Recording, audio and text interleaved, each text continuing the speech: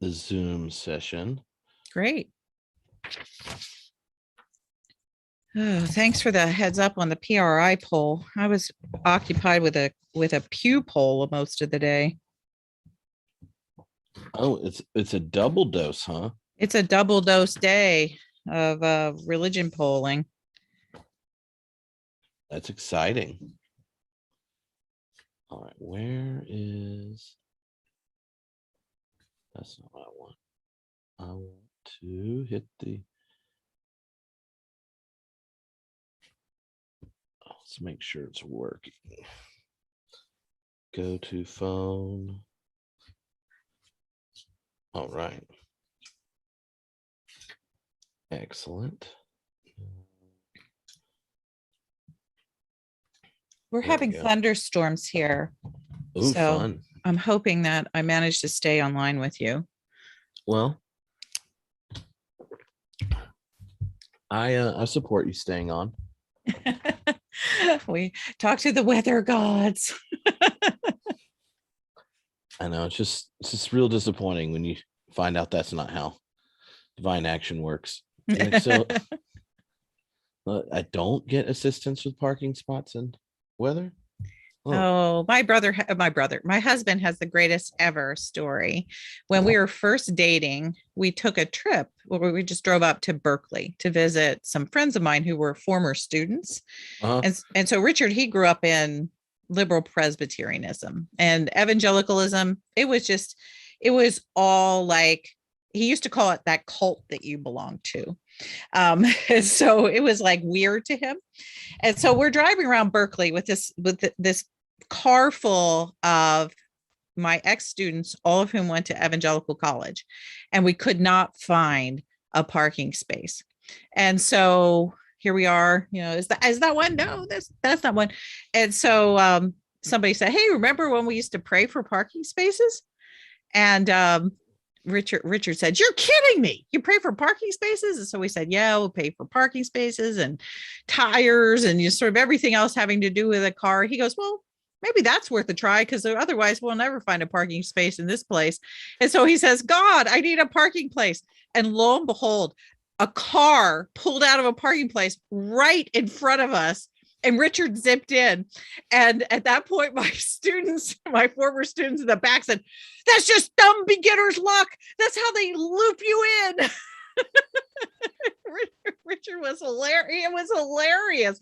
Richard was like fainting with laughter. He thought it was so funny. So anyway, there you go. Dumb beginner's luck with parking place for Harris. I mean, if it works, it works. So, all right. Look, I'm going to hit record. Are you ready? Oh, sure. Oh, I think people could hear that. Oh, no, they can hear that. I bet the recorded version that's on the class page, if they aren't on here while we're getting ready, Okay, well, there you go. That was a gift from me to you, a parking place joke from Richard Bass. All right. Hello, everyone. This is Tripp, and I am here with Diana, Butler, Bass, and we are Q&Aing with a whole bunch of questions from the members of the Oh God, What Now? Christianity 20 Years After 9/11 group. And yeah, we got tons of questions, and I had them all nice and organized. And then we had not one, but two giant religion survey data, like giant results dropped today. And then a bunch of you were like, you are going to talk about this. I thought we were talking about one set of data. Diana had already gotten into one, which was what she had for breakfast. And so there's two. So there were a number of questions around that. Maybe as someone who spends time doing this, tell us like what are the cliff notes? What are the big questions that we're learning more about in the two kind of new collections of data? Well, I think that it's really fortuitous, maybe a little bit even spiritually coincidental, that these two things came out today, because we were going to talk about some of the data that I presented at the beginning, which was in part the data about white evangelical decline and how there was this sort of slight uptick in people identifying now as white people identifying now as uh, mainline or non-evangelical Protestants. And so that was a big part of the first lecture that I gave. And I had written a Substack about that, part of my cottage newsletter that appears on Substack.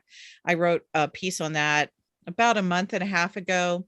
And that piece went really far. I think there were about 50,000 readers of that one single essay that I wrote for the cottage. So that was all in that first lecture. Well, today, the first thing that dropped was a survey by Pew that, if you look at it on face, seems to say that there's not a decline among white evangelicals. As a matter of fact, that white evangelicals have gained adherence in the Trump era. And so I spent most of my day going through that data to try to figure out what in the world Pew was saying. And then in the afternoon, another piece dropped by Public Religion Research. And that piece looks at religious attitudes vis-a-vis the January 6th Capitol attack. And so I have not had nearly as much time to look at that as I've had to look at the Pew data from this morning. But all three of these sets of data are sort of, I think, interrelated to one another, because the questions emerge is, hey, what is going on? You know, how are people really identifying themselves? And is it fair to say right now that there is a decline or an increase of any group of people or any religious group among white Christians? And I had some interesting private questions sent to me about the focus on white Christianity by members of this group, which I answered via email, but we can talk about here as well. And then, of course, the questions that sort of traject out of the questions about decline or not decline are these other questions about, well, what has Trump got to do with it? And what have the political questions that we've been discussing here have to do with it, if anything? And it is sort of fascinating that the two surveys today really focused on Trump's election 2016, which sort of ties into Brian's lecture on authoritarianism. Mm-hmm. And then also the January 6th insurrection, which we used as our sort of 20-year parenthesis marker for this particular event. And, you know, what I can see in the PRI stuff, man, this is pretty bad news. I mean, of the two polls of today, the one about identity in evangelicals, I think I can figure out. But this is pretty intense. Beliefs among Republicans, now not evangelicals, but among Republicans, a political party, 79% think the election was stolen from Trump. 71% say Trump is a true patriot. 35% say patriots need to resort to violence. 29% of QAnon, 29% of Republicans believe in QAnon conspiracy theory, and hardly any of them blame Trump for the insurrection. And then among white evangelicals in particular, 61% of white evangelicals say the election was stolen from Trump. That's a huge number. 68% say Trump is a huge patriot. That's even a huger number. 33% of white evangelicals say that patriots have to resort to violence in some cases. Excuse me, people, let's read the Bible here. 25% of white evangelicals believe in QAnon conspiracy theories are true. And well, this is an interesting number. Actually, more white evangelicals than just Republicans in general say that Trump is to blame for the insurrection, but it's still only a quarter of them. So those are the big headlines of the day.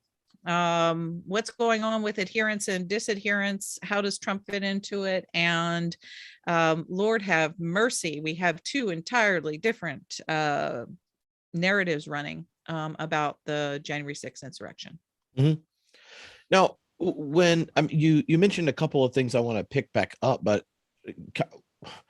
before all this kind of data came in, yesterday when we talked about today, one of the things that we had planned on bringing up is how this historical moment that we're looking at, this 20 years, connects to the larger conversation or the larger relationship between mainline Protestantism and then the birth and rise of evangelicalism, that that sets up this the really the greater polarization between cultures, between parties, and all sorts of things.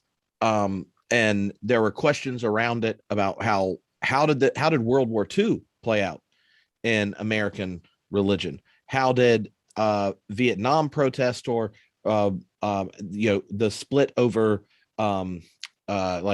integrating schools or voting rights amendment, those type of things, play out in American religions? And is this moment unique, or is it been a historic part of American Christianity that, in a two-party country, these big questions, the religions and the parties end up getting more intense over time? Like, as a historian of American religion, what kind of background could help us frame this moment? Well, oh, Tripp, you're always asking me to write a book when I'm on a podcast with you. Well, I just trying to encourage you. I know you are. And if I thought you had nothing good to say, I wouldn't have asked it. I'd have been like, man, that's crazy. There's a lot of QAnons. Yeah. Well, I'm trying to focus on the briefest, most helpful answer I think I can come up with at this point. And that is, American Protestantism is important because it has been, for the majority of American history, the dominant religious identity. And this is the case all the way through American history until the year 2012, when for the very first time in American history, Protestants became less than 50% of the population. But for example, when I was growing up, the number of people, or the percentage of Americans who were Protestants, it floated around 2/3 of the population up to as high as 70%, sort of depending on the survey. So what we're talking about when we talk about evangelicalism and mainline Protestantism is we're talking about this group of people with a religious identity that is somewhat shared in the events of 500 years ago in the Protestant Reformation. But then in the United States in the 20th century, hit a wall of any kind of potential unity at all in the 1920s. And that's when American Protestantism divided into sort of two big theological camps, fundamentalists and liberals. And there were still a sizable number of Black Protestants, but by and large, their concerns were different, and they sort of stayed out of this theological argument. So I never want to forget that they are there. And in some ways, they're functioning almost as observers, a bit sidelined, of course, by racism, to this bigger theological argument that's happening within white Protestantism, which is a huge percentage of the American population.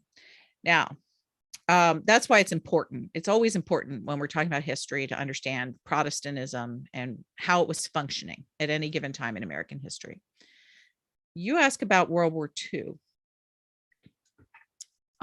As I will say in next week's lecture, I think World War II is a really important breaking point, and it is for several reasons. But just focusing on this reason tonight is that before World War II, there was a very strange thing in American Protestantism about race. And that is liberals, mainliners, progressives, whatever you want to call them, were more institutionally and overtly racist than fundamentalists and Pentecostals. And that came out in eugenics policies, in the support of all of the mainline denominations for things like, Robert E. Lee statues and kind of the whole valorization of the Confederacy that was going on in the late 19th, early part of the 20th century.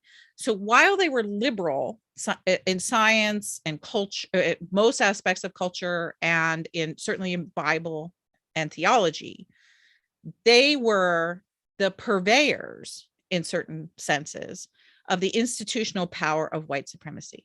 Now, meanwhile, evangelicals or conservative evangelicals, fundamentalists, and especially Pentecostals, were finding themselves having more in common with Black people than they ever suspected. And so early Pentecostalism was racially integrated, and fundamentalism in the early part of the 20th century, while certainly white fundamentalists had plenty of racism, this is not saying they weren't racist. And in rural parts of the area of America where evangelicalism, fundamentalism was strong, so was lynching. And so we're not letting them off the hook for those things. But what was going on is that economically, because mostly of the Great Depression, white fundamentalists found they had a lot more in common with Black poor people than they did with white elites in institutional sort of religion, especially in the East Coast. And so you have this weird thing going on with race. Now, you ask the question about World War II. That begins to change in World War II. The whole experience of white American soldiers serving side by side with Black soldiers on the fields in Europe really began to, offer up questions about racial issues back at home.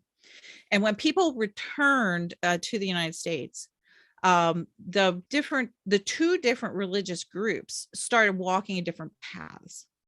And that is, the more liberal churches slowly understood the importance of civil rights, and at least institutionally, not all of their members, but at least institutionally, began to support and even join forces with the civil rights movement, to back the civil rights movement. And thus began the sort of what I would call the long, slow walk of white mainline, white liberal Protestantism towards a rejection of white supremacy and sort of hierarchies of being, with women, people of color, and with gay people.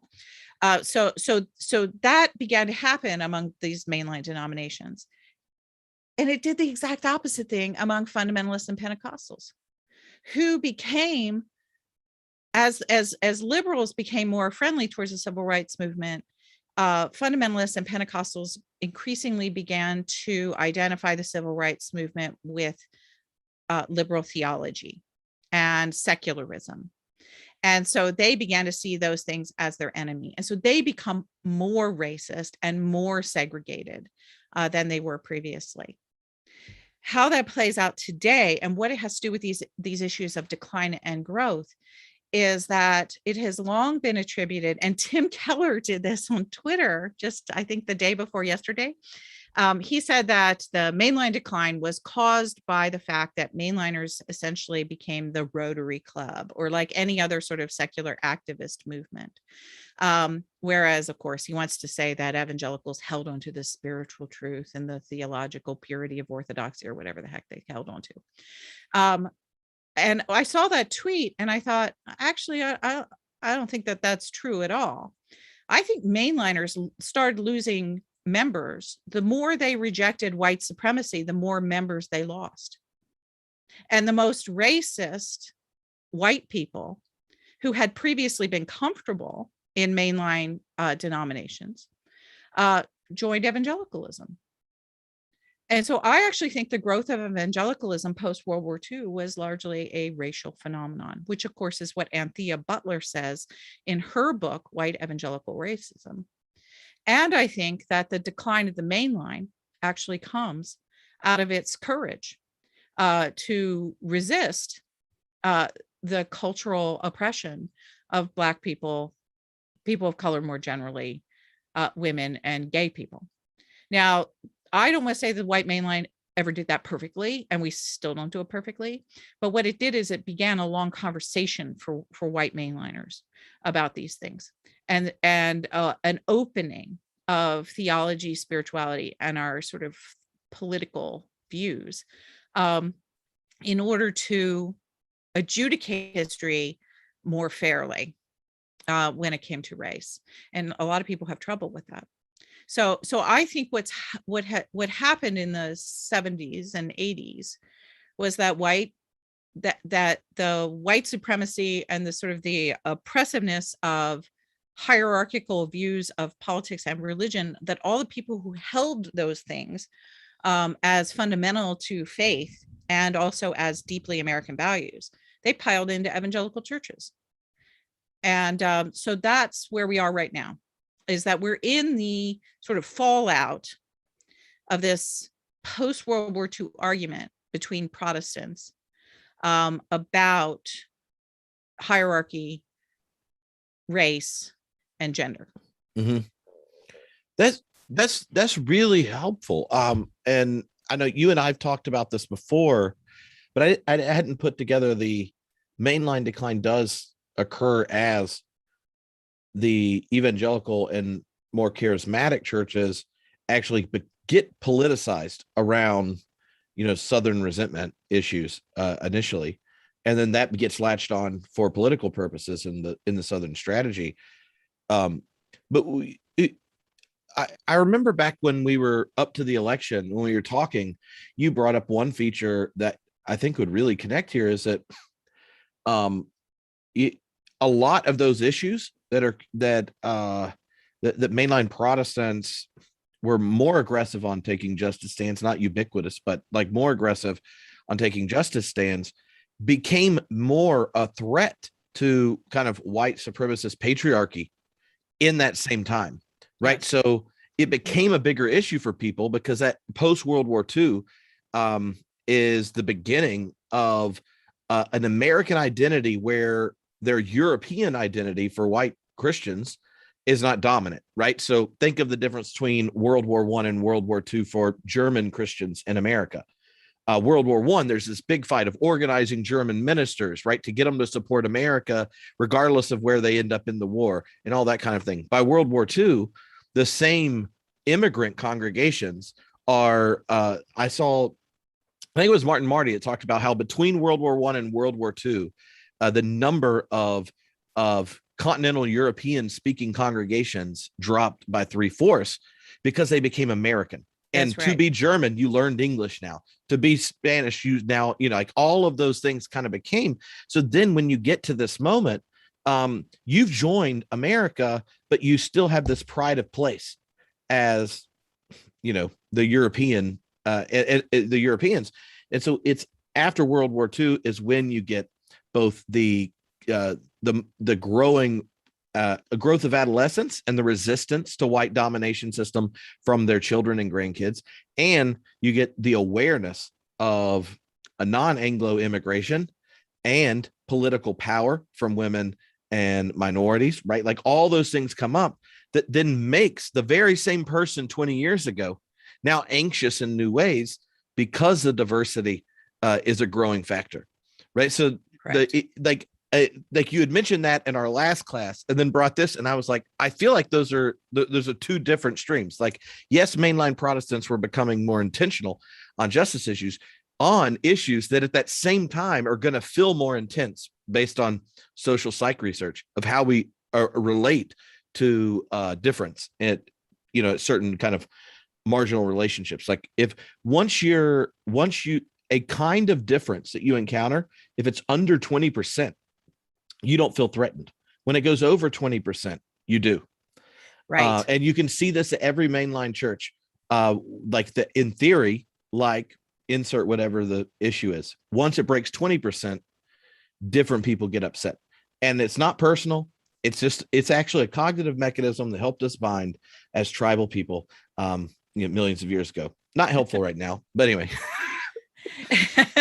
It is a tribal mechanism. And I mean, I think it's also really interesting because the uptick statistic that I presented originally, also indicates that the non-evangelical congregations have made enough of their opinion clear about these kinds of concerns that people who are uncomfortable in the white evangelical settings where anxiety fuels their rejection of these things.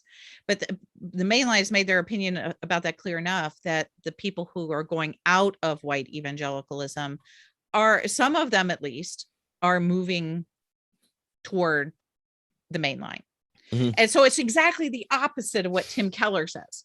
Tim Keller wants to blame the decline on the mainline engaging secular issues of poverty, political identity, race, everything else. And he says, oh, you do that, you're going to decline. No, the truth of it is, well, maybe you do decline initially, but when history starts sort of proving you right, and people change their minds, if you staked your denominational space on fear and rejection of change, well, you might win in the short term, but in the longer term, you're not. Yeah.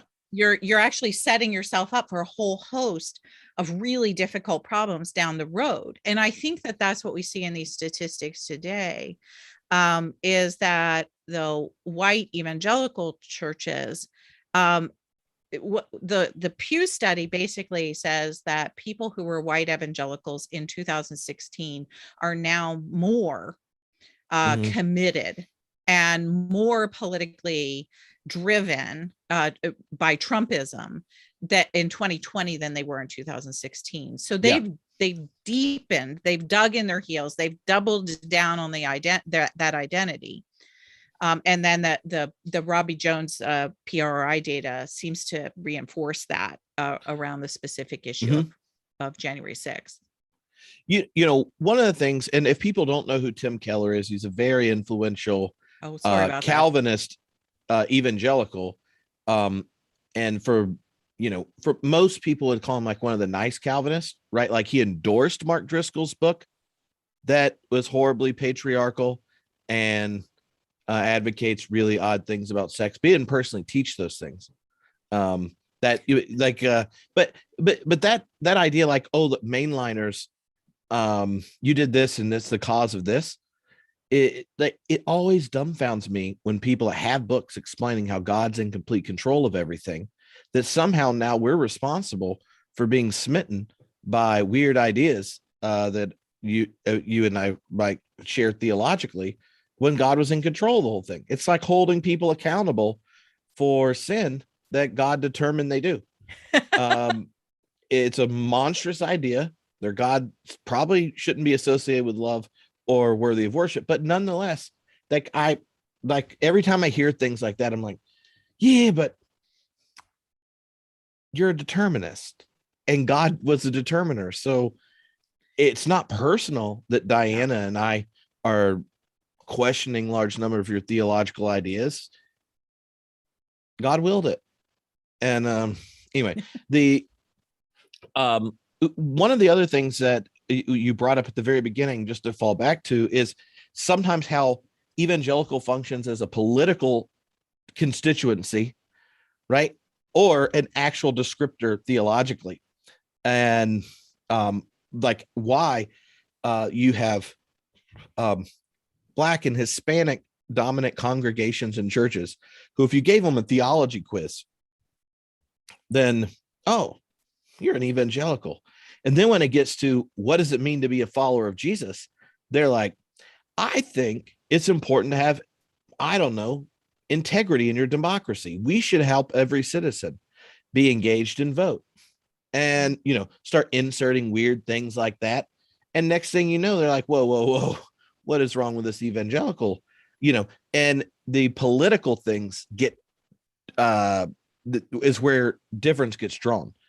So like, which problematizes the assumption when white evangelicals go, well, if you just believe the Bible, you would, Romans 13 and, join on January 6th or whatever.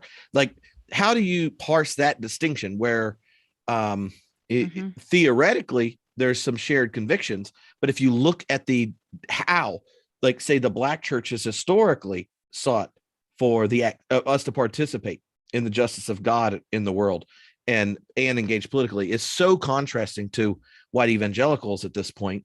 Like, how does that term function?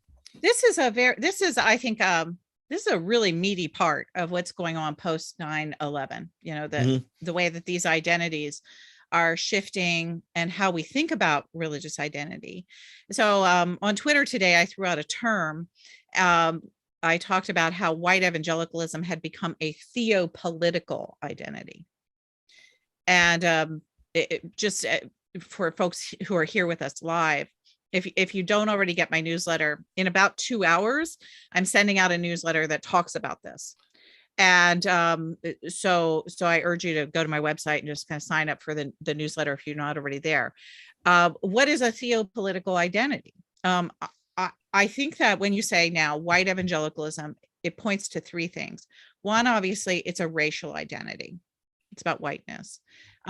Two, we used to think about evangelicalism as mostly a theological identity.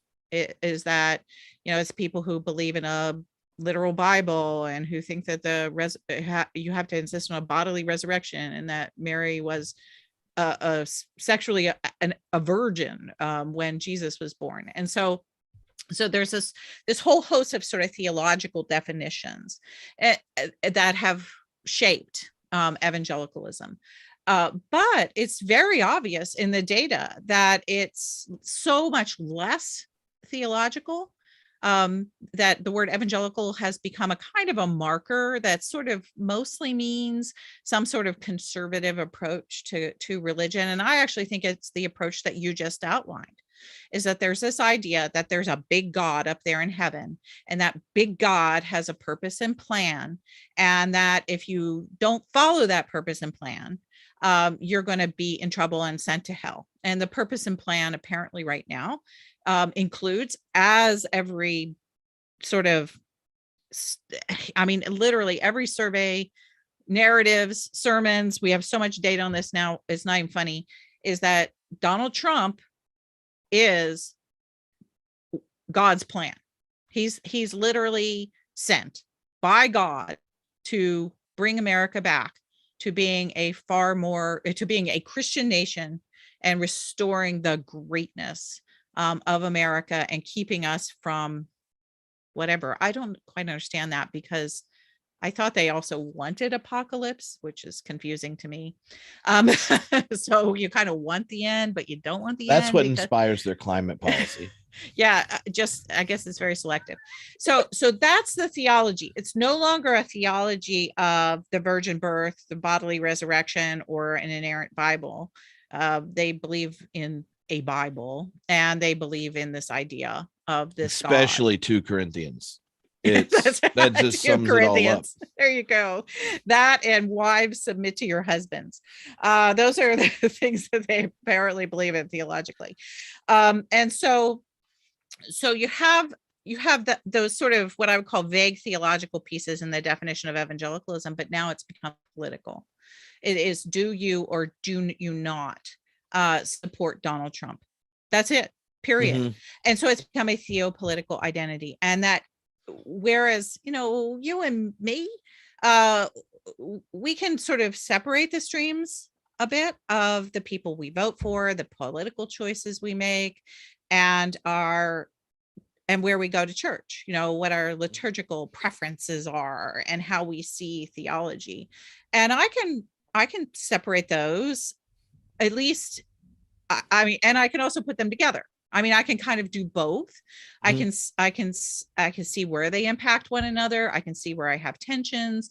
I can see where I'm actually making a theological choice over a political one, or where I'm making a political choice over a theological one. We got tons of nuance. White evangelicalism has no nuance there. It is a single fabric. If you pull a thread of theology, you're pulling a political thread, period. And that means you can't have an argument with someone. You cannot intellectually convince people or shame people into not following Donald Trump or not voting for a Republican. They are going to do that. If they are evangelicals, they are going to vote for Republicans, period, because it is their identity. It is not a choice. It's part of who they are as God's chosen people. And that's it. And that means the only way around these kind of crazy statistics that Robbie Jones put up, and also the stuff that came out from Pew today, is that people have to convert in order to change their minds politically. In some of those questions, like, is Donald Trump a true patriot? Do true patriots take up arms against their country? And, you know, I'm not saying it's true about every evangelical church, but you know how when you have those come to Jesus moments at certain events and the minister says, we've done data and only 60% of the people in this church are saved. Now, I don't know. I've never been asked that question, but I've heard enough ministers know that there's like clearly unsaved people in here. And I'm like, okay. And then they're like, you know, giving the talk, right? And looking around, and seeing who the people are. and but I like, if this data is remotely true, you could go to a white evangelical church and say, and with all eyes closed and head bows, I want you to know there's statistical evidence that only half the people in this room believe these three things. The election was stolen. Donald Trump's a patriot, and patriots might have to kill somebody. And it's time to come to Jesus. Right? Like, I can see that too. I can imagine that happening. And that's what that every time I see these things, I get really frustrated, because I thought these things and would repent for thinking them towards my white evangelical friends and family members and neighbors for years. And then this has happened. Right. We had a number of questions that dealing with what you do in that tension with this Andrea put it this way: the double tension of, I just want to be honest about how I see the situation and where goodness is, and I don't want the way I put it to close off the possibility of change.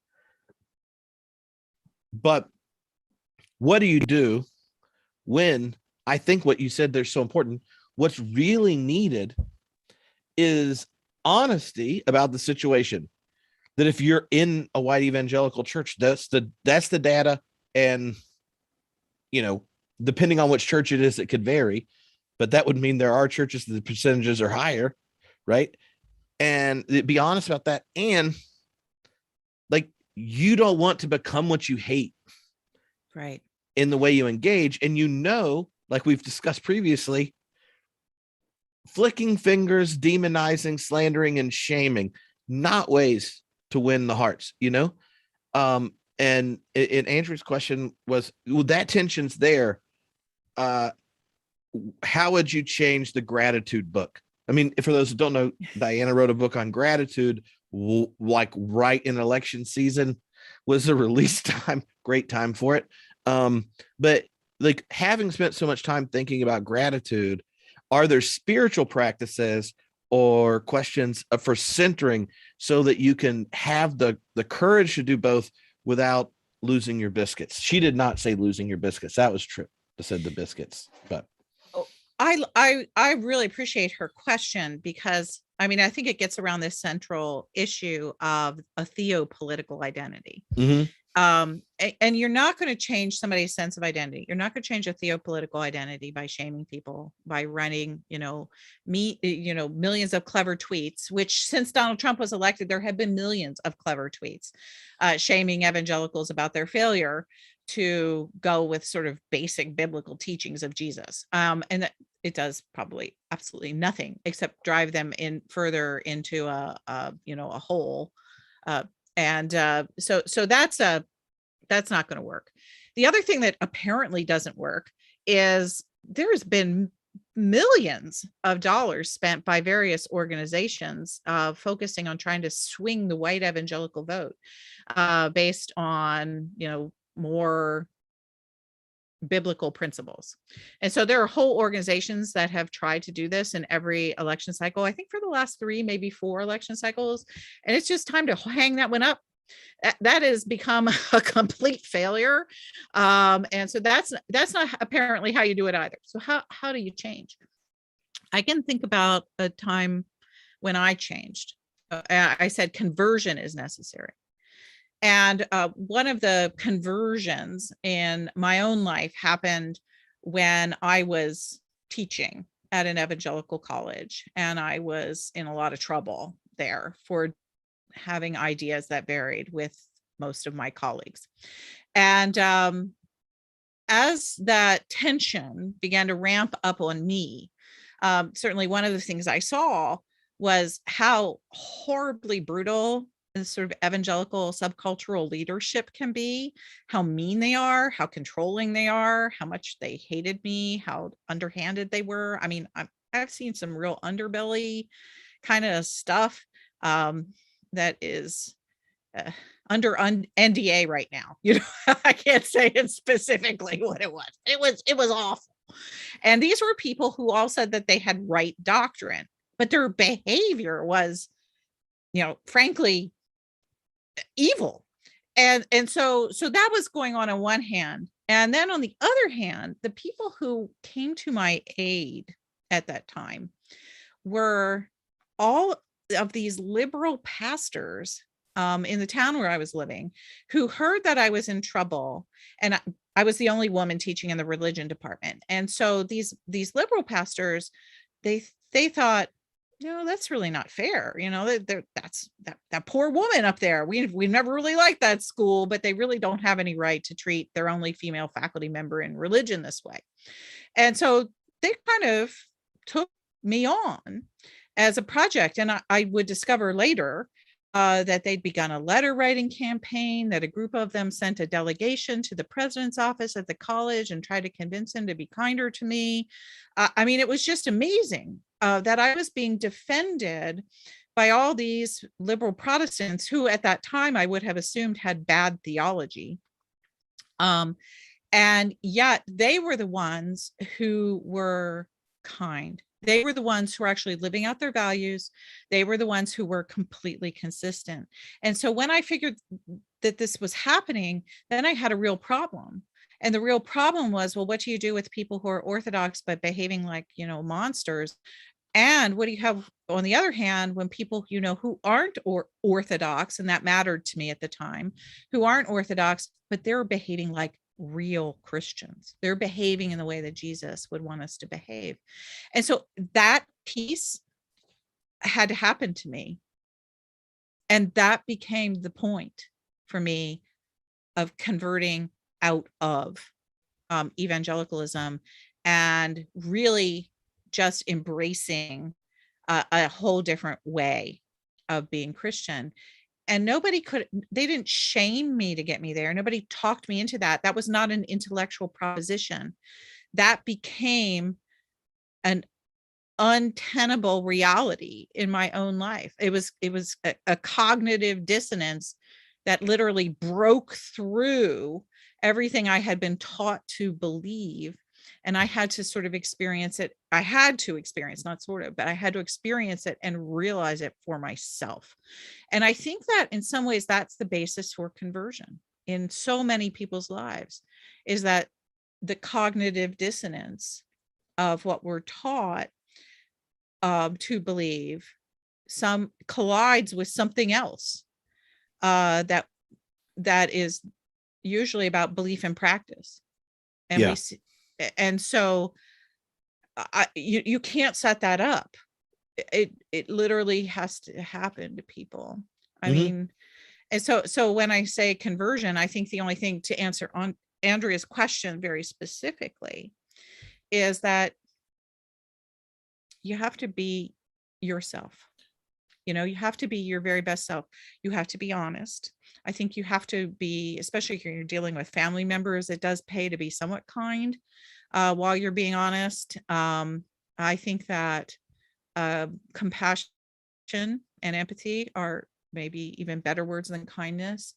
But you've got, if you believe in compassion and empathy, if you believe God is a God of empathy and compassion, somehow while you're telling the truth, you have to embody those things.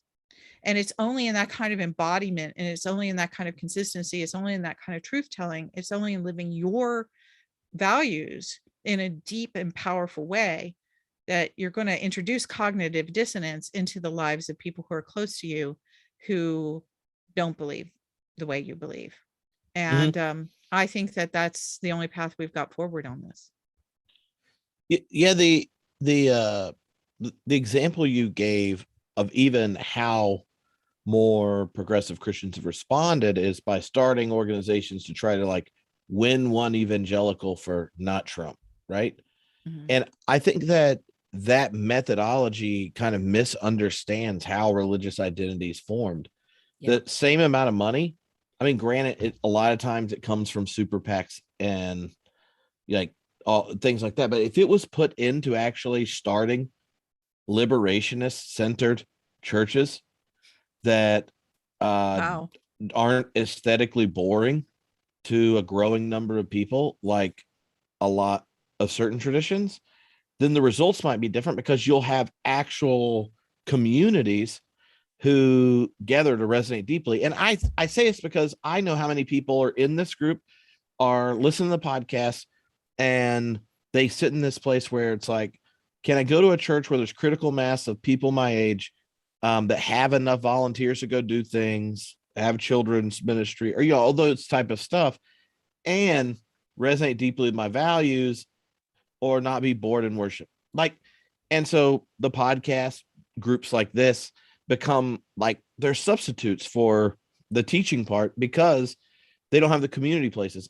And sometimes there's like groups within churches that there's a couple that are doing it in this group who are like on the DL, getting together with their people at church that would be into this because they're in a place where there isn't a church. That's why I'm saying, like, if we are wanting to make the change, think of how many places in the country there's not even a church that proclaims the gospel of liberation in the name of the resurrected one on a consistent basis, because instead we're like trying to come up with ways to like hook one person and convince them. Anyway, I think the tactic there is wrong. And it also, that same observation is connected to us recognizing that the evangelical subculture and everything that comes with it is a theopolitical subculture. And so a lot of ministers, there's a couple of questions about this is, what do you do when there are people you love and care about and you're serving as a minister, and before church and after church and randomly through the week, they're listening to like K-Love or Christian radio, or even if it's not like right-wing politics. But once you start to recognize the connections that some of this new data, along with other things we talked about, where there's a weaving together of the evangelical religious identity among white people in America and these political outcomes, then like your 20-minute exegesis has nothing on what's running in the minivan when you're around town and what devotions get sent to you, unless they subscribe to the cottage. It's in the links in the little chat box here on Zoom, or or the CAC, or things like that. But like a lot of people, that once you get it's a theopolitical vision, then so much of just Christian content is not neutral. Yeah. Well, if you think about it, most Black Christianity is a theopolitical identity in America. And so it's not just about religion. It's also about freedom. It's also about an alternative political kind of community. It's about safety in numbers. I mean, it's all kinds of political stuff that is wrapped up in being a Black Protestant. So it's theopolitical. And that doesn't mean that there aren't people who vary from this. Even with the data today, well over 80% of the people in this Pew study who are white evangelicals agree with Trump. Well, that means there's maybe 15% who don't. So there's some people who are trying to maintain a theological identity without it becoming what we just were talking about, without it becoming a political reality. But those people right now are losing pretty badly. And so that's the same with Black Christianity in America, is that for, I would say, probably about the same percentage of people, 80%, it's both a theological identity, it's a racial identity in the same way white evangelical is, but it's also a political one. And it's a political one that manifests around things that most of the people here on this call like better. And so and the same thing goes for American Jews. Again, more of an ethnic identity, not necessarily exclusively a racial one, but it's an ethnic identity, somewhat of a theological identity, although Jews have arguments about that. That's because they're Jews. And then it is also a political identity of about 80% of American Jews, the kinds of things that they move towards in terms of imagining the common good. So this is not all that unusual, but what we've had I think the problem in American society is we've always talked about them as if they're two different things. And to sort of tie this whole discussion together with the 20 years following 9/11, I think it's been less possible for us to separate these dimensions of identity, even in the white community, where white people are always given to slicing things up and seeing things more in Enlightenment terms, where you divide this and religion and politics are separate, and didn't Thomas Jefferson say, and all that kind of stuff that we bring to the mix. Well, it doesn't matter what Thomas Jefferson said, and it really doesn't in a sense matter that the founders might have or maybe not have intended a wall of separation. It doesn't really matter what you were taught in school about religion and politics. What's happened in the last 20 years is that all of our identities have developed a far more, I think, theologically theopolitical edge to them. And that includes the people who are none of the aboves. Because their theology, as it were, is a rejection of God, is a rejection of religion. And that's manifesting itself in very strong political choices. And you see that in all of the different kinds of polling data we have. So the question really becomes, well, how do we navigate that? Like those nice pastors that you're talking about have mentioned. And I think that the truth of it all is we have no idea. I mean, if you are fortunate enough to be in a church where the theopolitical identity sort of moves in largely in one direction, which is going to be increasingly the case in white churches, as it has mostly been in Black churches, and mostly been in Jewish synagogues, and mostly been in other kinds of religious and theological or religious and political places. Well, then you know how to navigate that. You know, you kind of you move with the group's identity. You try to lift that up in ways that you think are most biblical, most productive towards the common good, that serve the most people, all of those kinds of really good things we think about the social capital of religion. And at the same time, you care for the people in your ranks who disagree with you, and you make space for them. And, I've been to plenty of churches where people say, oh yeah, we're a really liberal bunch, except for George over there. And there'll be some group of people in nearly every church that's like that, in a sort of majority, say, left direction, which are the churches that invite me. But there's that 10% of those people who are sitting over in the corner, and people have learned to just love them in community, and they feel loved in community, and they're not going to go anywhere, and they're going to continue to vote for Donald Trump, and they don't care, and it doesn't become a big deal, because the 10 to 15 or 20% of those people have decided to cooperate with the sort of the larger vision, as it were, of identity, mission, and service that this group has adopted. And when they have disagreements, they generally can talk about them in ways that are productive and not hateful. So I think that's the vision that is, I mean, that's that if you're lucky enough to pass in that situation, you know how to manage that. Yeah. The really tough one is the more 50-50 choice.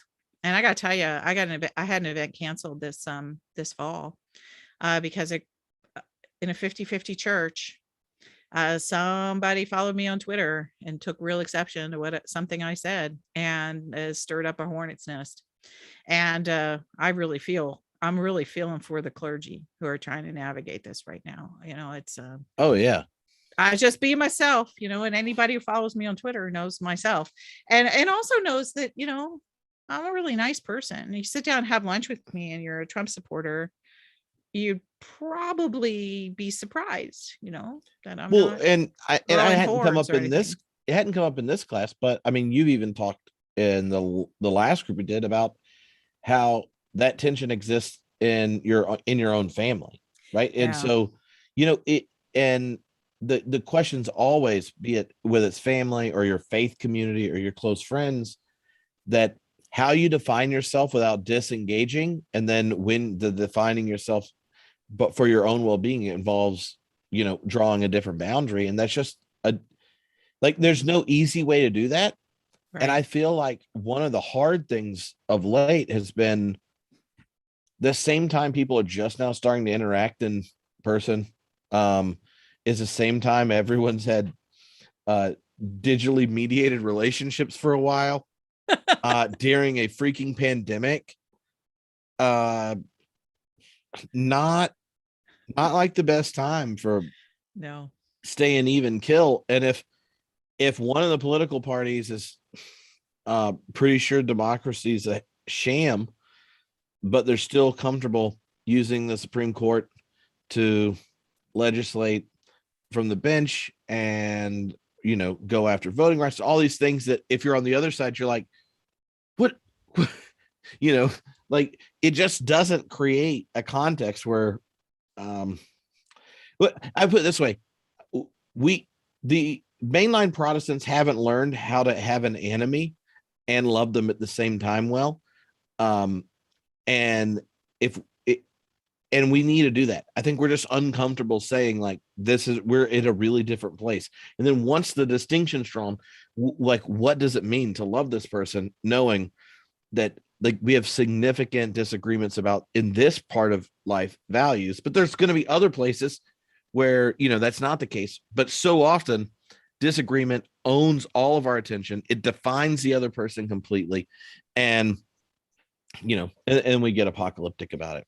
Yeah, well, in a deeply theopolitical Yeah. world, basically the only people you can love are the people that you have real agreement with. Mm-hmm. Because you're, and that's, I mean, that's the problem with this, and I think that here, comes the wisdom from African American Christianity, is that, despite the fact that, I mean, that's been a theopolitical identity for the whole of history of Black people in the United States. And so their questions have always, I think, been, how do you love white people? And I think in that, a lot of African American theology has shown some ways of how to have that kind of enemy. I think Dr. King showed those kinds of ways, and I certainly think,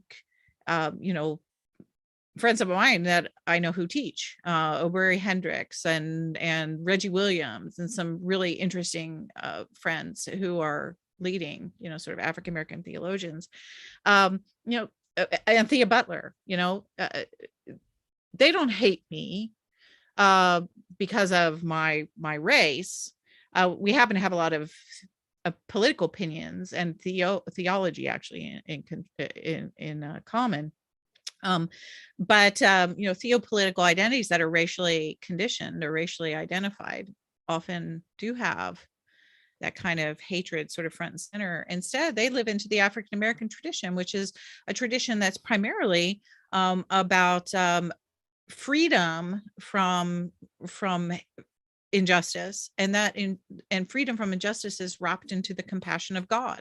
Mhm. And so there's stuff in their ethics and stuff in their theologies that have figured this out. And we're lucky enough, I think, to live in a time when that they've loaned that some of that wisdom to us. They've put it on display Mhm. for the world to say, hey, look, there's some real power in this. And so I learn a lot when I read African American theology. So I think that that's present.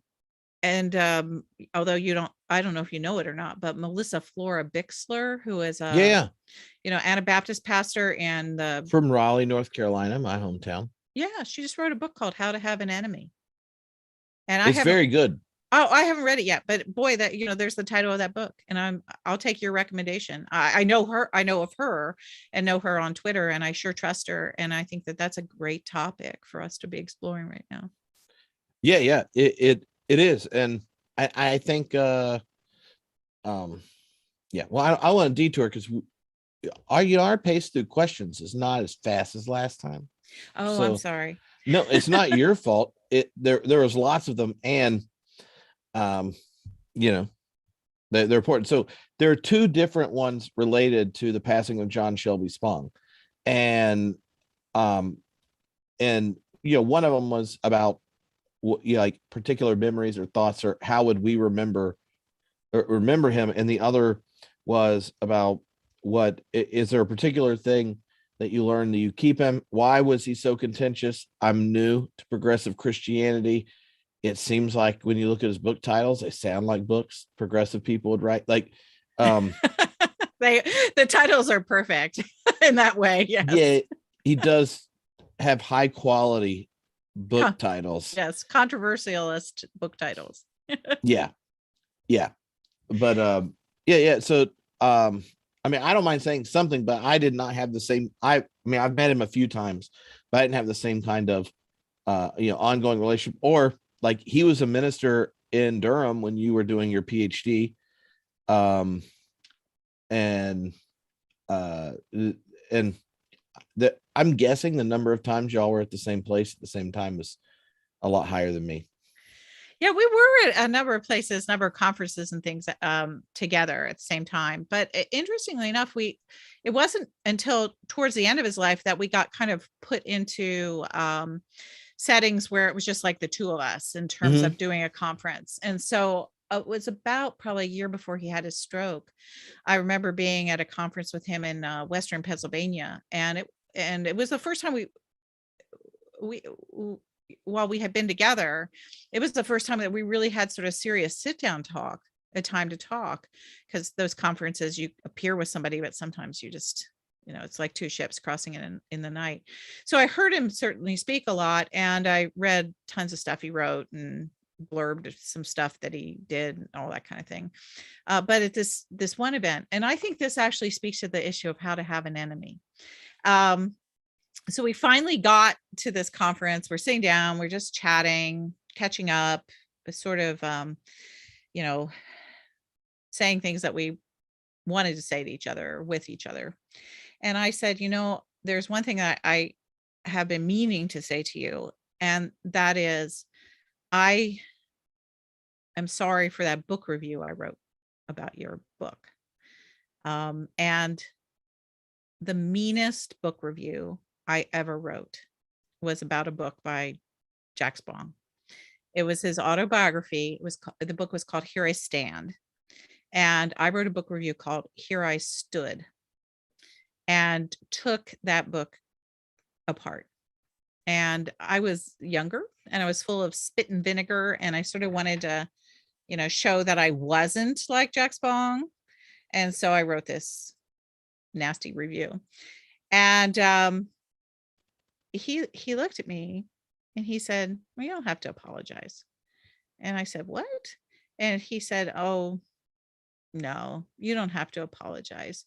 He said, it's okay. People have said all kinds of things about me in my entire life. He said, what I'm really more interested in is the journey that brought you to a point where you would apologize to me. And then he said, I've watched you grow and change so much, and it has been a joy.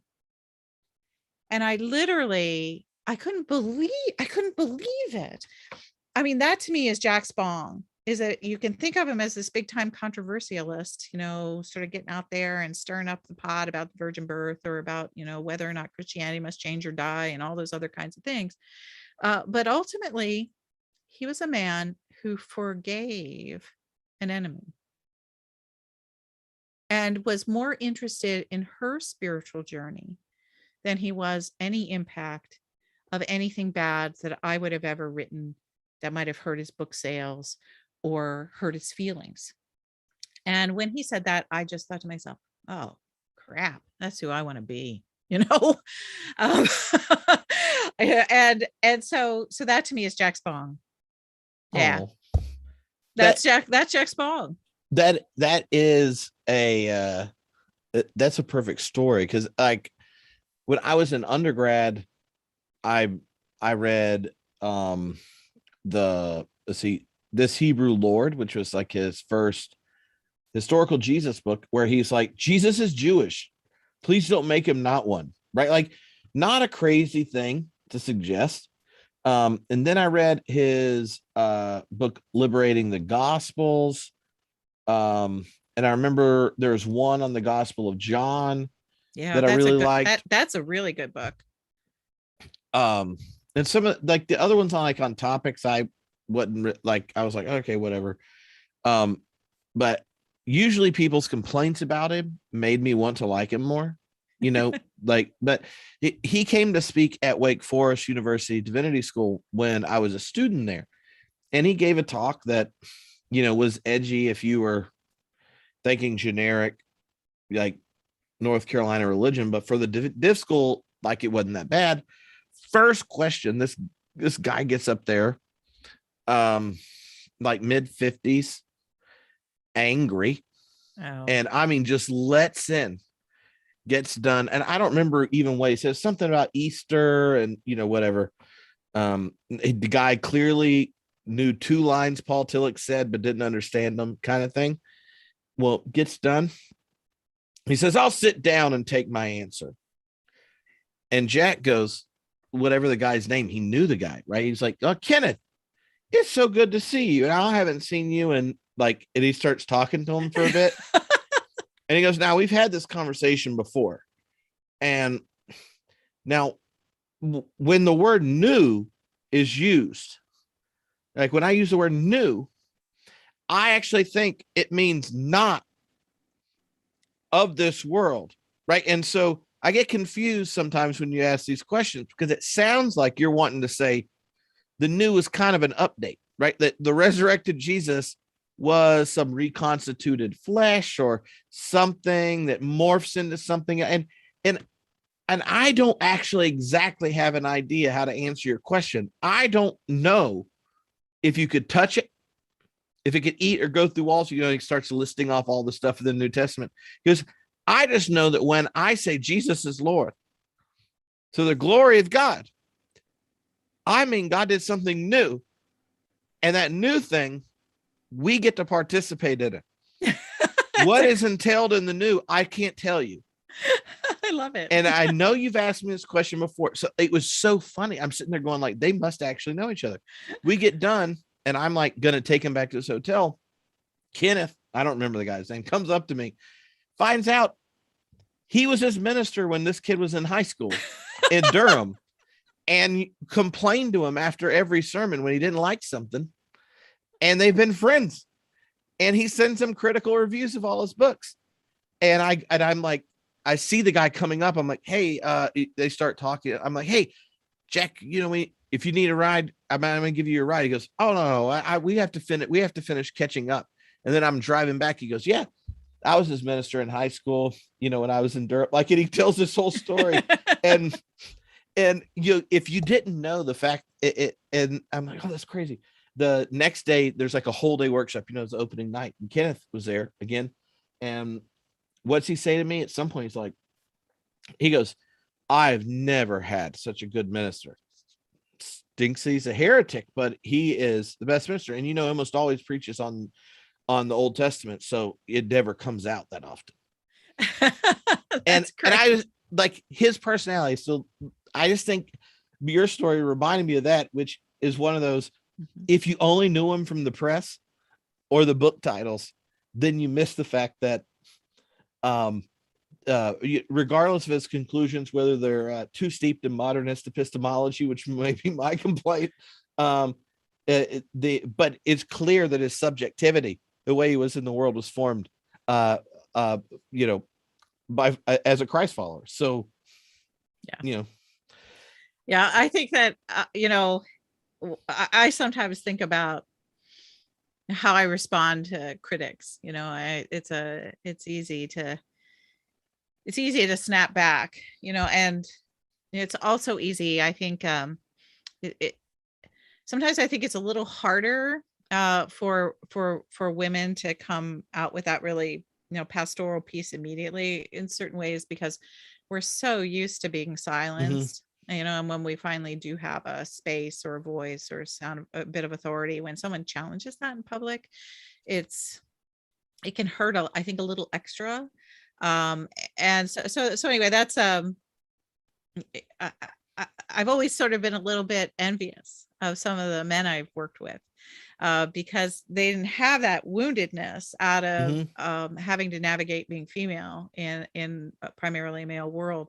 And sometimes they would come out, Marcus Borg was the same way. Oh my gosh, what an incredibly loving human being. And so when it ultimately comes down to it, that's my cognitive dissonant moment, is the people who were hyper orthodox were acting like horrible, and the folks who were putting out these ideas in the world that were so challenging and heretical or not orthodox or whatever, were actually the kindest, most pastoral people, embodying Christ, embodying Jesus in a very rich way. And I think that it's that kind of thing.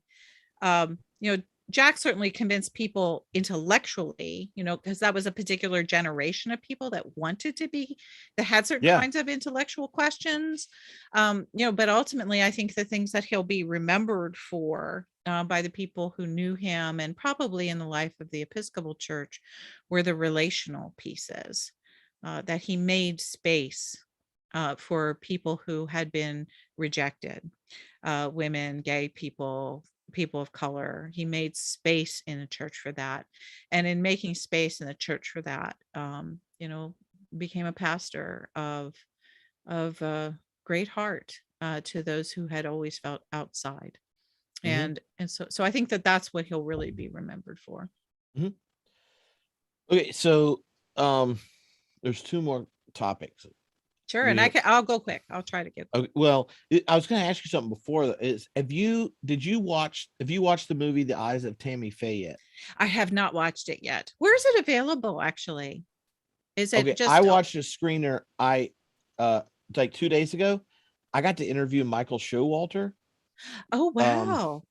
About it, and so it'll come out on the podcast in the next few days. But it is I was only going to give it an example of like what Tammy Faye has a similar thing in the way she engages her tradition as Jack did, right? Like in one sense, Tammy Faye and Jack are both like true believers in their like liberal Christianity, or right, like coming out of it charismatic Christianity into like anyway. And yet both of them, their piety is so deeply committed and to the love of the other, and so deeply relational. They're able to bring out this beautiful thread in it in ways that transcend the normal theological boundaries. So Tammy Faye in the movie, I don't want to ruin the movie, it's beautiful, but she says like, God loves you, God really loves you. It's like this repeat line from the Bakers, right? And then she shows you what it would be like to take it seriously, and it conflicts in the movie with the rise of the religious right, be it Jerry Falwell and the 700 Club and all that kind of stuff. And in the normal way people think of, right, like the super liberal Jesus seminar, like criticizing everything thing, Jack Spong's pastoral heart means he keeps up with Kenneth's life, right? And I thought of it because I think everyone, you're born in some tradition and stuff, and then you find your way as you're coming of age, and sometimes we think, if we're overthinking, like, how do I get all the answers right and get in the right place and understand things? And that's different than finding the thread of grace in that tradition in ways that you express it in the most beautiful way possible. And like Tammy Faye and Jack Spong both kind of like did that. But when you watch the movie, I know it's like premiered and it's out now, but I think at some point it's going to be on HBO Max.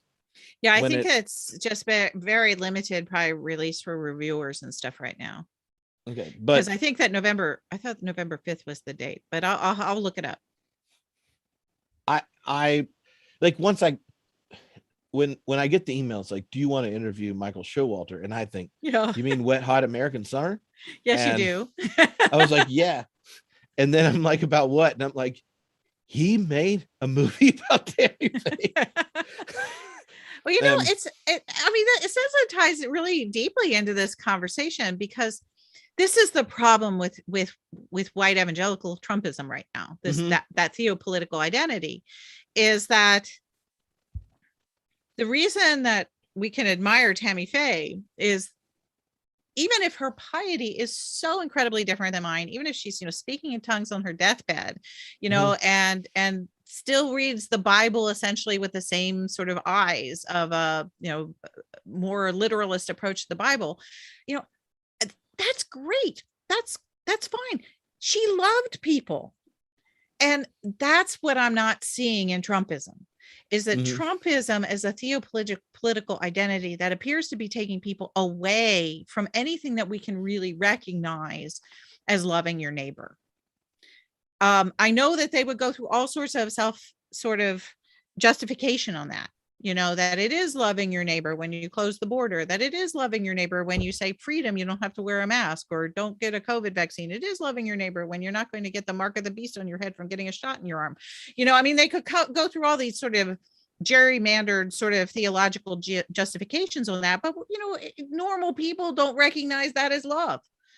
What normal people recognize as love is a classroom full of little kids who aren't coughing all over each other and making their teacher sick so that their teacher dies. That's what we recognize as love. We recognize it as love when somebody like Tammy Faye sort of steps outside of the expected theological sort of world she lives in to embrace gay people, to really love them, when they had responded towards her with a sense of love. And so we know what love is. We know what love looks like.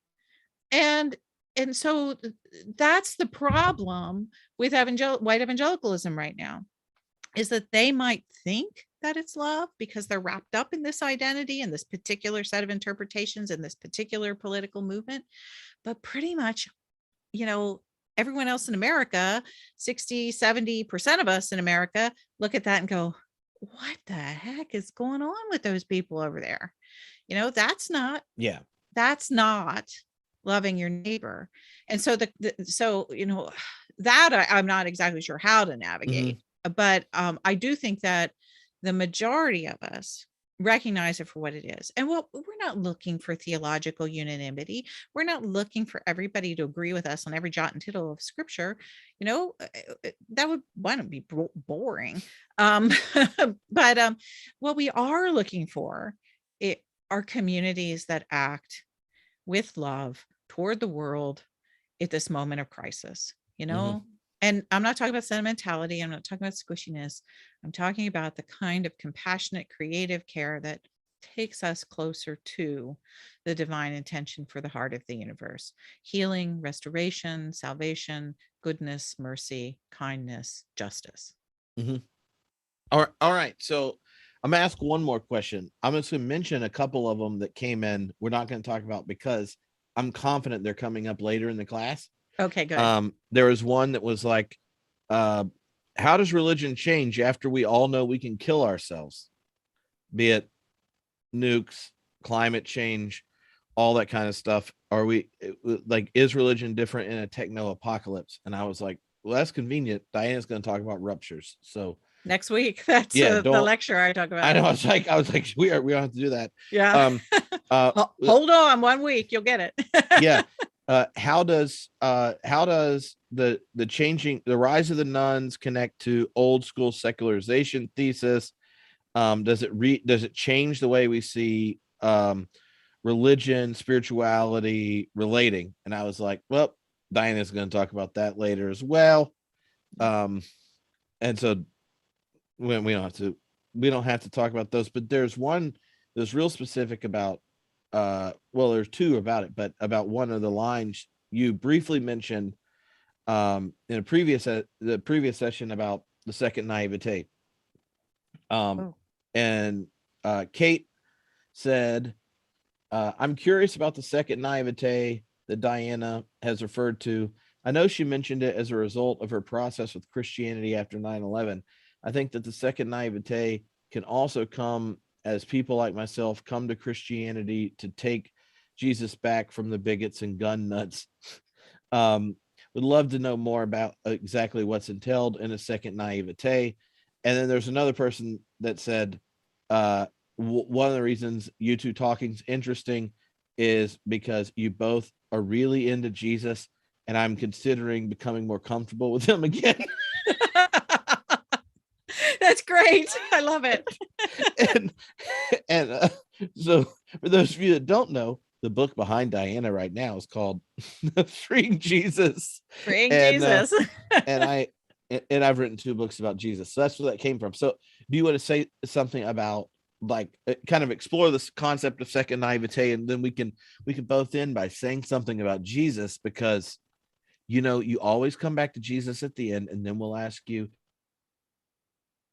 Oh no, I think you've cut off. Hello. To bow your heads. Oh, there you are. Yes, Diana. Okay, you had cut off for a second. Oh, sorry. That's all right. Yeah, so I was just saying that we will you can talk about the concept of second naivete, and then we can crescendo with into Jesus, and maybe close with a prayer. yeah. It's like, do you want to close with a prayer or pass the offering plate? We don't care. We'll see how the Lord's going. So second naivete is an interesting concept, and all it basically means is that at a certain point in one's journey, you come back to the things you previously believed, but you come back to them differently. I often think of them as the idea of a second naivete relating to T.S. Eliot's line is that you come home and you return to the place and you know it for the first time.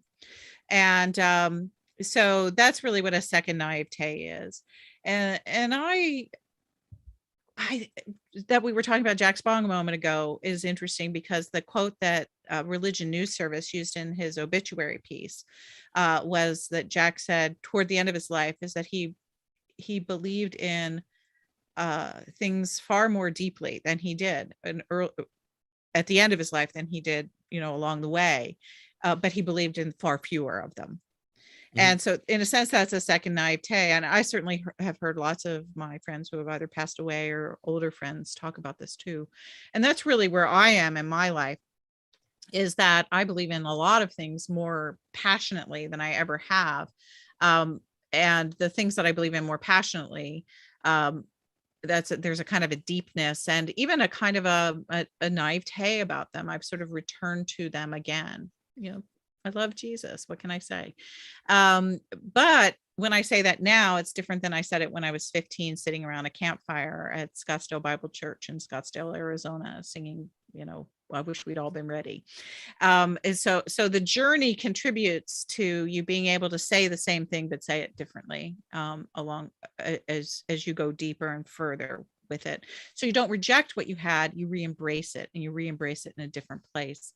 So that's kind of where I am too, is that I believe those things deeply and passionately. I believe more in a loving God than I've ever believed in a loving God before. I believe that there's direction of compassion in the universe. I believe that more deeply than I ever have before. I mean, all kinds of things. I believe more deeply and passionately, but I believe fewer of them. There are things that I also did reject, or things that I just know that I can't know. maybe not rejected, just sort of hold in abeyance around mystery. So what I know with fullness, and what I don't know, I'm happy to let go or let rest in ambiguity. When you talked about that previously, one of the things that came to my mind is that if you think of like that first naivete, which is our initial encounter with it's all entailed in our initial encounter of the world. There's a first naivete about your parents, right? About everything, right? That's like, right. because you encounter the world and it's always mediated by the language and culture you're in. And the first naivete, the first language, the first symbolic system, the first explanations about the big questions, infinitude and stuff, you trust all that stuff, right? And you're supposed to. Actually, it's healthy to, but like to trust it is required to even have the symbolic structure to eventually critique it and differentiate. And so, like Paul Ricoeur, the philosopher that did the language of second naivete, said that second move from first naivete involves cultivating a hermeneutics of suspicion. And it's at that moment you can kind of go two directions. Like, one, suspicion's important because that's where you engage personally, where you clarify, are these ideas and visions and stories and such that I received, do I ultimately internalize them and make them my own? Right? There's a naive faith that then you defend, where you never internalize, you defend the ideas. So you're like, I believe the Bible. And then you like read them a Bible verse and they're like, I don't know, I just believe the Bible. Right? Like you get that. But then there's another one, you start to criticize it and you're like, how do I, a third of you, think one, Trump's a patriot and true patriots might take out the government, but he was president of a democracy, right? Like, you start to ask those and you're like, I don't know how this works out. Right. That tension, like you get suspicious and you look at it and you're like, this can't be true. Or you're like, we as are supposedly a Christian nation and built peacemaker missiles. That's the cognitive dissonance moment that I was talking about in that very personal example that I gave a few minutes ago. And so like that moment of criticism, that critical engagement, that cultivation of hermeneutics, interpretation of suspicion, is one where you then get to decide, like, what is it I'm going to internalize? Right. And Ricoeur has this line where he says, the second naivete is a post-critical moment, not because you haven't known criticism, but because you've recognized that coming to a conviction is more important than having the final conclusion. And what a conviction is something you give yourself to and live out of. Right. And so your Spong story, what people read in Freeing Jesus, the chapter that pissed the most people off is when Diana says nice things about singing praise songs. And when I said nice things about evangelicals, I know it's like people say, what? You're not supposed to say nice things about evangelicals. And I would say the same thing for me. Like my movement towards second naivete was like being a post-structuralist philosophy person, and then having science reasons to think religion is something worth engaging in, and then being slightly inebriated during Lent and reading the Jesus dying on the cross in Luke, where he says, Father, forgive them, for they don't know what they do. And I'm like, if there is an ultimate reality, it should at least be as beautiful as a loving parent that forgives even the ugliest. And that has to be nested in the most realist statement of the Bible, that we don't know what we're doing. Right. And so for weird reasons, I was like, I'm going to operate in this mythopoetic structure as if it's true, because there are social science reasons to engage in community, oriented around practices and myths of transcendence. Right? That's that was best conversion story I've ever heard, Tripp. That's like 20-year-old Tripp's like come back to Jesus moment. But now out of that, I can say a lot more metaphysically, or books I wrote about it, but that like coming to conviction, because it's there, you go, look, I got this one life. This is beautiful and compelling. And I think it's true, but I'm going to live as if it is. And humans, all of our love becomes most real when you take the risk to give yourself to something. It's true when you say it in your marriage vows. It's true when you hold your child, right? Like, and I think for me, and this, in Freeing Jesus, when I read it, like, you're like, yeah, I don't really know all those things, but there are a few things I know. I know if I give myself to the way of Jesus and the community of people trying to do this, like, life is more compelling and beautiful. And I'm doing this conviction, but it's not a conclusion that I'm demanding everyone. I just think that's, it's really freeing, because I know so many people, the hermeneutics of suspicion gets so internalized that then it's hard to trust, and trust it, because they know trust involves risk. And that if it's stuck on deciding suspicion and the risk, that's one thing, except that love also requires risk. That's right. And so if you're not seeking a conclusion, but a conviction, then I think that to me is a helpful way of thinking, like, what that second naivete looks like, especially for Jesus followers, because there's not going to be a time going forward, unless we like totally wipe out awareness of contemporary scientific knowledge, that calling a homeless first century Jew executed by the empire on a mediocre planet in a mediocre galaxy, we're calling him the image of the invisible God, firstborn of all creation, second person of the Trinity. Pretty gutsy claim. That's a high Christology. High Christology. And if that's the conclusion that's demanded by, reason and facts, that's one thing. But if it's an invitation to engage the depth of dimension of existence in a deeply beautiful, inspiring, justice-filled way, that's a completely different conversation. Right. A mathematical syllogism isn't a love poem, and they're both great. It's just good to know which one you're doing. I don't think I've ever heard a better description of the path that certainly I've been on, and probably one of the reasons we wind up being good intellectual friends is my life is full of conviction, but I have very few conclusions.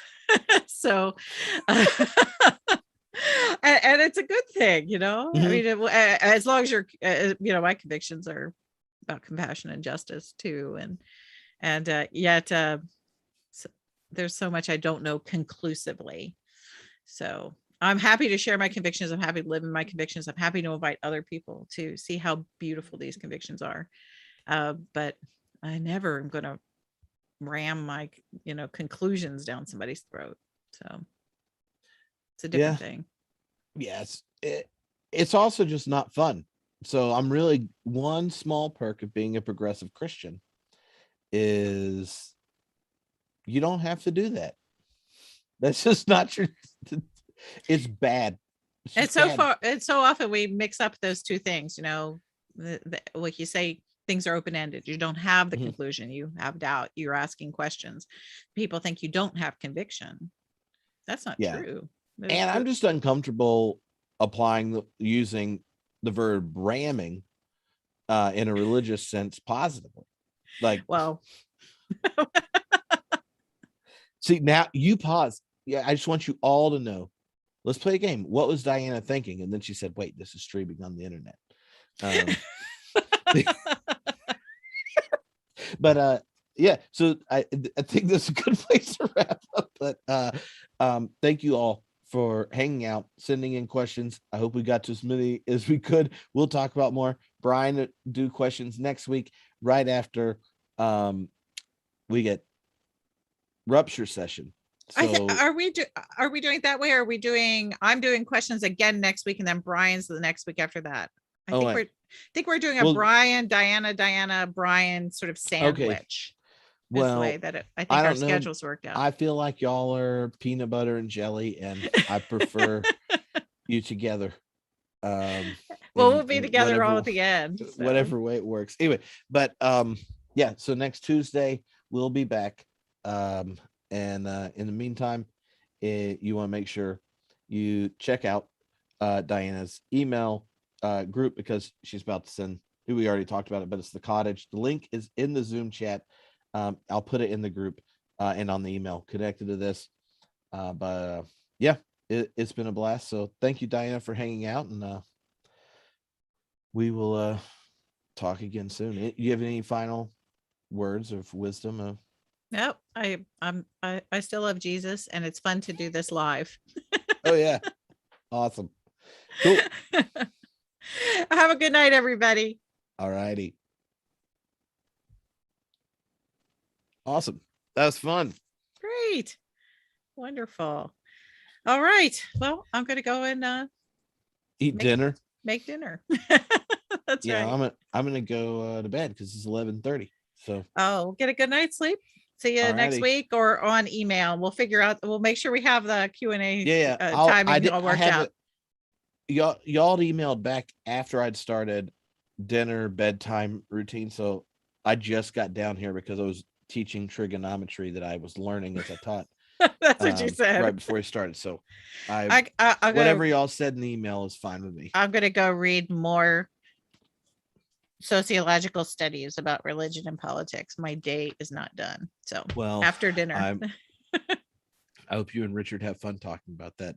Okay. Good night. All right.